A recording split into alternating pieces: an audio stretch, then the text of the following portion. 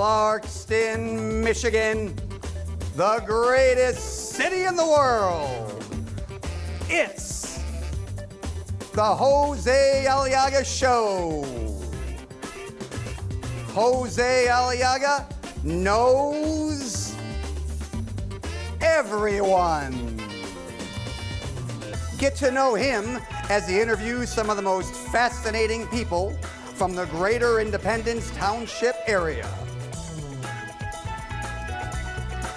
And now, broadcasting from the studios at Clarkston High School, the home of the state champion Wolves.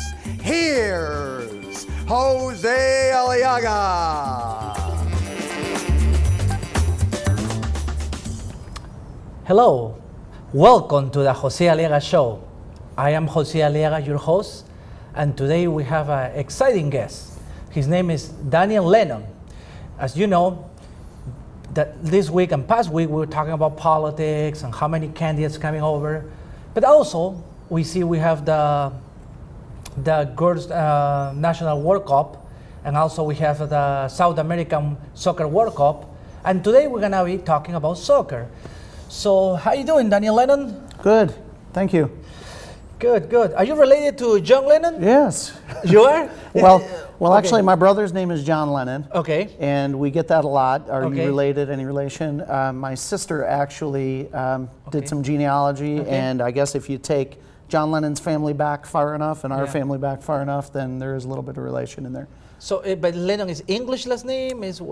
Well, it could be English, but where our name comes from is actually Irish. Okay. So it comes from the Irish name O'Leenane. Okay. And actually John Lennon from the Beatles goes back to O'Leenane, which is an unusual place for Lennon to come from. Okay. Yeah. And you know, in England, Europe, part of Europe, they have a lot of, they love soccer there. It's like a passion there. So, as you know, you play soccer. And then for how long you have been playing soccer, by the way? Well, pretty much my entire life, although I didn't play for the last maybe 15 years, you know, just you get a job, you start doing family things and whatnot. And then recently, where I met you, we started playing indoor again up in Grand Blanc. Yeah, and why you like soccer? It's a fun sport. It's aggressive. There's not fighting like hockey, but it is pretty aggressive. And you know, there's skills, there's stamina required, energy, and it's a fun sport. Yeah, but you play soccer indoor. Yes. What for the people that probably don't know this, what is the difference between indoor and outdoor? Well, there's different forms of indoor, but the indoor that we play has the boards around. So there's the hockey. It's basically similar to a hockey arena. So there's the boards, there's the glass, the ball cannot go out. And just to tell you a little story, so when I was probably 19 years old, I was playing soccer every day. I could run low 6-minute miles regularly. You know, I was in the best shape of my entire life. I joined an indoor soccer team, and after the first 3 minutes, I thought I was going to have a heart attack. So it's a totally different thing. Like you say, you know, the ball is in 24/7 and it never comes out. So it's a lot of running. So you have to be in very good shape. Yes. Because in the other one, actually they play 11 people against 11 from the other team. Right. And then, but the ball gets out and you have a time to rest, you know. Or the ball might spend 5 minutes down at the opponent's goal, you know, and then if you're on defense, you're sitting for, you know, 5 minutes waiting for the ball to come back. So indoor, it's down and back, just consistently. So usually the team that wins is the team that have more physical training, or Both. what do you think? Yeah, Both. physical training and skill. And skill. Yeah, yeah. Okay. And probably, you know, a little bit of, depending on how rough your team likes to play, you know, probably a little bit of aggression in there. And you know how I like to play, so. Yeah, you play, but you are midfield, right? Yeah. So what the midfield do for the people that never Well, basically a midfield soccer. controls the game. Okay. So, you know, it's the job of the defense to stop the ball from coming through and getting into the goal, and then dish it off to the midfield so that the midfield can then control it and pass it over to, you know, the forwards. So and what, the midfield takes perimeter shots and. Okay, so the midfield can score. Yes. So in soccer, everyone can score very much. Pretty much, right? yeah. I mean, I've seen goalies score. So. Oh, okay. Yeah. So what is the most important position for you in soccer? They're all equal. All equal. I mean, I couldn't say there's a more important position. You know, you have to have a good goalie, obviously, because you don't want goals to get in. You don't want easy goals to get through. Okay. You have to have a good defense because you don't want the goalie to even have to try to block a shot. You have to have a good midfield because you need somebody to control the game well. So when you say you need a good goalkeeper, you're referring to what happened in the last World Cup when Germany beat Brazil. Surprisingly, Brazil was the host, and they lost 7-1. So you think it was because the goalkeeper, or it's because the team wasn't playing well? It could be the goalkeeper, but it could be, you know, the team letting shots get through. You know, if a team, one important stat is how many shots did the team get, and then how many shots of those were on target. And, you know, a good team will not allow any shots on goal. So, right, because you know, 7-1 was a very, I mean, it was like a huge amount of goals. I mean, for what happened, and Brazil is one of the best teams in the world, losing at home 7-1 was like, wow, what happened there? Yeah. So now, we have some footage about one of your games there. We're gonna see it now. Let's see that's what you talk about indoor, right? Yep, that's indoor. Yeah. See the boards, and then the goal is recessed into the back wall. So basically, if you take a shot and you miss it, the ball's still right back in instead of being a goal kick or a corner kick. Yeah, because, so you have to run. 100%. Run. So you don't stop. No stop. Yeah. Okay. Do we have another shot there? I think we have another one there. Let's check it out. Jose. Hey, Jose passed the ball. That's you? Okay. I think you passed it to me, though. Yeah. Jamie takes a shot. So the ball never get out, right there? No, it's ordinarily on an outdoor match, that ball probably would have been out. So. Okay, that's you right there, running that's right me, right there. Yeah. So it's. Yeah. But oh wow! And you see a midfield in indoor soccer is really running the whole field, where the forwards might stay up by the half line. You know, indoor soccer, the midfield is really running the whole field. There's Jose right there. That's there. Yeah, that's you. Yeah. That was a good clip. Yeah, it is a good clip. So it's very interesting. So what kind of shoes do you need for indoor? You buy clips and play with clips? Or? It depends on the turf. So sometimes they do like an old school style astroturf where it's concrete with a carpet on top. In that situation, you'd wear your what they call flats. So it would be like Adidas Sambas or Gazelles or something like that, where it's like a flat bottom shoe. In the turf that we play on is the new style turf.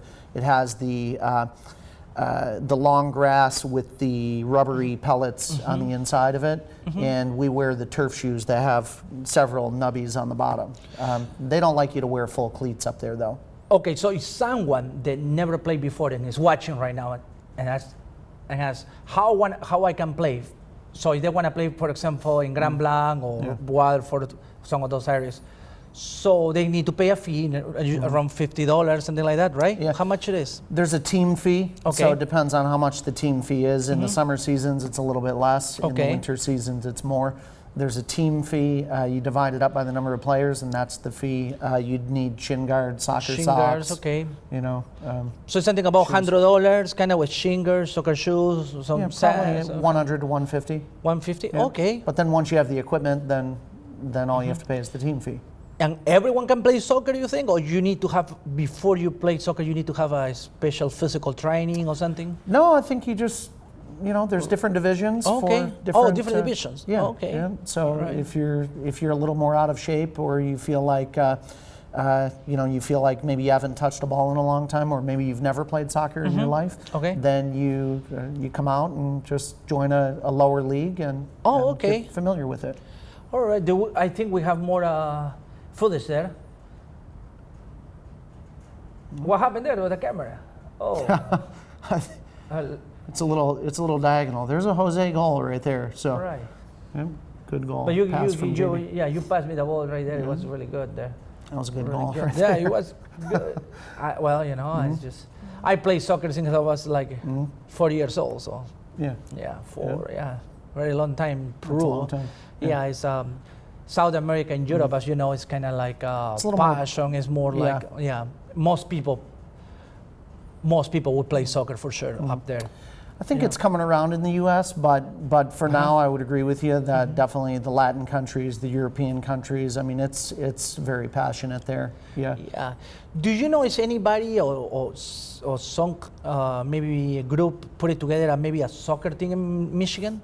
Because I remember it was back in the day, Like the Rockers. Yeah. Yeah, there's the Detroit City Football Club. Okay. You know, and I guess they're, I don't know if they're semi-pro or whatnot, but they play, I think they play down at Total Soccer, Ultimate Soccer. Oh. A lot of people like to watch them. And I know I've heard a lot of people saying there should be an MLS team in Detroit, but as of now, there is not. No, so, right? Interesting, very interesting. Well, we have some pictures to show the show. We have a picture of the championship there. Yeah. Yeah. Yeah, we were the champions this last season, so that was a fun. Right there. Jose and I. Yeah. Nice picture. There we go. Oh, that's me, right? That's a good one. Yeah. Yeah, we were tired after that. So that yeah, was I mean, you always get tired. I mean, no way somebody needs a sub for a second game or something. You barely can make it because you get tired. Yeah, That's for it's tiring. Sure. Yeah, no I believe I get more tired playing indoor with that playing outdoor 11 against 11, 11, excuse me, with 90 minutes because that you get tired out. It's completely, as I said, you know, when I was 19 and I joined, I mean, I literally thought I was going to have a heart attack, and I was in the best shape of my life. I mean, it was just, you know, it's a lot. You know, the indoor is a lot. People aren't used to it. You know, we have a girl on the team who is a certified personal trainer, and she, you know, every time she shows up to play, she makes a living doing exercise and teaching people. Every time she shows up to play, she's dying on the floor. You know? Yeah, it's a lot. Yeah, it's tiring. Yeah. Okay, but your body gets conditioned to it, and then you're good. Yeah, so it takes actually extra. Yeah, it takes extra time. I mean, extra time for you to get prepared to play this kind of leagues. Besides, it's a physical contact, right? It's a lot of stuff. So in this kind of game that we play, I mean, for the people who don't know, so you're allowed to have 4 guys and it's code, right? Yeah, well, so we're co-ed, so you can have as many guys on the team as you want, and you can have as many girls on the team as you want, but the during the play, you can only have no more than 4 guys on the field, so you have to have 2 girls on the field. So if you're short a girl, then you play with 1 girl and 4 guys. You cannot substitute a girl for a guy. So it's just to kind of keep an even playing field. Oh, okay, so so there's 5 guys on the field, one guy in goal. And besides soccer, I know you're a business owner. You're a very successful business owner. And so what is your business exactly? Well, Lennon Photo, we're a family-run photo studio. We have 2 studios. We have one in New York, one here in Michigan. Oh, wow. My brother and I run the company. My brother's name is John Lennon, so it's kind of funny. And we do get that question a lot, as I said earlier. So we shoot primarily consumer-type photography as opposed to commercial. So we don't do automotive cars and things like that. We do weddings. We do seniors. We do family photos. If somebody has a pet, a dog, you know, we do that. But what we really do is we capture the emotion and the personalities of our subject. So at a wedding, you know, there's a lot of emotion at a wedding. You just got married a couple years ago, correct? Right. Yeah. So if you could go back and relive those photos and really extract the emotion out of them and feel it again, you know, then you would love to do that, and that's exactly what we do. So. We're an award-winning studio, and I think why we are award-winning is because of that emotion that we really truly capture. I see, because some people out there believe that sometimes they want to hire the studio, the people that have the best technology, the latest camera, but not always is, I guess, what we need to get the best picture. That's what you're saying, right? Right. Yeah, well, we do have the best equipment, so you need to have that just to keep up with the times, and sometimes the cameras change a little bit, and it helps for low lighting situations and things like that. But in general, you know, it's not the equipment. It's really who's behind the equipment and what their personality is. I look at myself, for example. I'm an emotional guy. You know, I enjoy watching weddings and seeing people's personalities and a bride's relationship with her father, or maybe her father passed away and how is she coping with the wedding, or maybe she has a special memorial for him at the wedding or something like that. I love those situations. So for me, being emotional, it really is easy for me to capture those things. Yes, equipment is important, but it's equally, if not more important, to have the right person behind the camera. I see. I see. So I believe you brought some of your best work here to show to the public, and let's see picture number 1. Well, this is a senior photo, so we're very versatile when shooting senior photo sessions. We go absolutely anywhere the senior wants to go. Normally, senior photos are taken in between the summer of the junior and the senior year. So in this particular example, we went to downtown Detroit. Some people may recognize this. We like to incorporate the activities of the senior. Sometimes there are no senior activities, that they do. But this girl was a dancer. In fact, she spent her entire senior year at a dance school in Pennsylvania, which is really interesting. So she's a very high-end dancer. But we took her down there. We got her out in the middle of the street and just had fun. It was just a lot of fun. It lets them be who they are. I don't try to put people into my poses. I just let them be who they are and capture who they are. Oh, I see. That's very interesting. Yeah.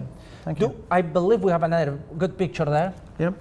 Another senior photo. Okay. So she happens to live out up in the Oxford area in northern Oakland County area. There's a lot of dirt roads. Probably most people from Michigan realize this. She lives out on a dirt road. That's a couple of roads over from where she lives, and we just got her out there just hanging out. Like I said, we're not forcing her into any positions or anything like that. She's just out there being herself. So, I do help a little bit if they don't look right, or if their hand looks a little weird or something. I'll help, but Yeah. So, yeah. And what about the next picture? We have that picture. I want to see that one. Wedding photo. Yeah. Where we are here is in between the ceremony and the reception. Obviously, the bride and groom have already seen each other by this point. They're already married, so we're in between the ceremony and the reception. Usually we take time to get some portraits. This is them on a bus. You can see everybody on the bus is just having a good time. Isn't it funny that it looks like an old school bus too? Yeah. With the seats, but they rented a bus. They're having a good time. They're about to kiss, and I even think a photo like that is sometimes more intimate than an actual kiss, because they're getting close to kissing, and so we snapped some photos during that time. Nice. Yeah. Very nice. I think that's all.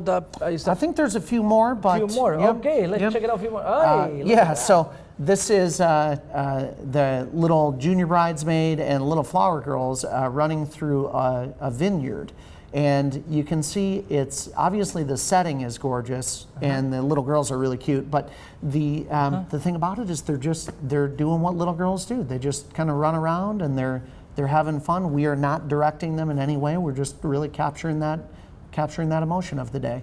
So, here's another one. So, as I said a few minutes ago, how sometimes just before the moment of a kiss is very emotional, and much more intimate. So this is just before they're getting ready to kiss. We told them to pick her up and swing her around a little bit and just have some fun. And you can see from that smile on her face, I mean, that's about as genuine as it gets right there. So, love that. Oh, look this was at that. fun. It's not too often these days where you see people actually throwing rice. In this case, I think it was seeds, but the last guy there really got that groom good, and it's just but all the excitement. So you look at the guests from the wedding, how much fun they're having, and looking at the bride and the sun coming through and lighting up the seat, and that's a great photo. I love that. So. Yeah, thank you. No, thank you. Yeah. Thank you. Now, if somebody want to contact for more information, where people can reach you? Well, we have a website, so shown on the screen here. What is the website is? Yep, www.lennonphoto.com. So it's spelled like John Lennon of the Beatles, LENNONPHOTO.com. Or our telephone number at the studio here in Michigan is 248-690-7214. And we are actually in downtown Lake Orion, and we're right across the street from Sagebrush Cantina restaurant. And I know a lot of people around this area really know that restaurant name. It's almost like the Union in Clarkston. Oh, so, okay. What about, you have a Facebook page? We do, yeah. What is the Facebook page? Well, you can either search Facebook for Lennon Photo, or you can type in www.facebook.com/Lennon Photo. Okay, but if somebody goes search on Facebook, just Lennon right up Photo. In the top. Yep. Okay, enter and boom, right there. Yep. Good, good, good. Yeah. Well, thank you for sharing your, so your knowledge about soccer and talk about. I'm glad we didn't talk about the FIFA today, but we're gonna talk about Lennon Photo, your great work. I know a lot of people. We enjoy to see the pictures, and that probably give you a call. Yeah. Well, that was all for today. If you have any comments or anything about the show, you can go to our page of Jose Aliaga Show on Facebook. You click, Jose Aliaga Show, click. If you have any good comment, please post it there. And again, if you have any negative comment, just don't post anything there. Don't post nothing negative. Yes. Right. And if you want to be in the show, please call us at 248-736-7163. Thank you. That was all for today. Adios. Ciao. Goodbye.